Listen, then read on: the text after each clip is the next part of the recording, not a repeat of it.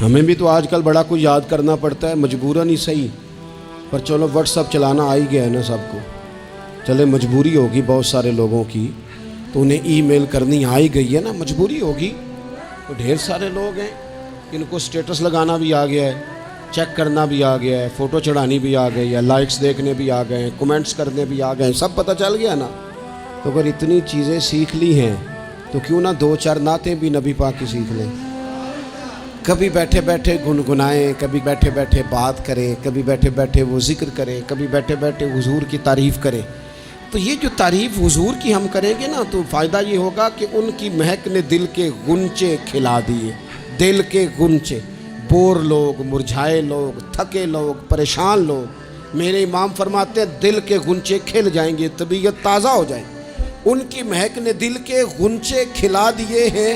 وہ جس راہ چل دیے ہیں کوچے بسا دیے ہیں. ان کے نثار کوئی کیسے ہی رنج میں ہو. جب یاد آ گئے ہیں نا تو سب رنج بھلا دیے، سب غم بھلا دیے ہیں. جب یاد آ گئے سب غم. حضور کی نعت تازگی پیدا کرے گی، ذوق پیدا کرے گی. مجھ سے ایک دوست ایک دن پوچھنے لگے کہ یہ محفل میلاد اتنے عرصے سے ہو رہی ہے، اس کی برکت کیا ہے؟ میں نے کہا پڑھو نا، بلغ العلا بے بلغ العلا بے کشف الدجا بے حسنت جمیع صلو علیہ وآلہ. میں نے اسے کہا کہ ہو سکتا ہے آپ کو معنی نہ آتا ہو، لیکن یہ پڑھنے سے مزہ تو آتا ہے نا. کہنے لگے بڑا آتا ہے. میں نے کہا یاد بھی ہے؟ کہنے لگے بالکل یاد ہے.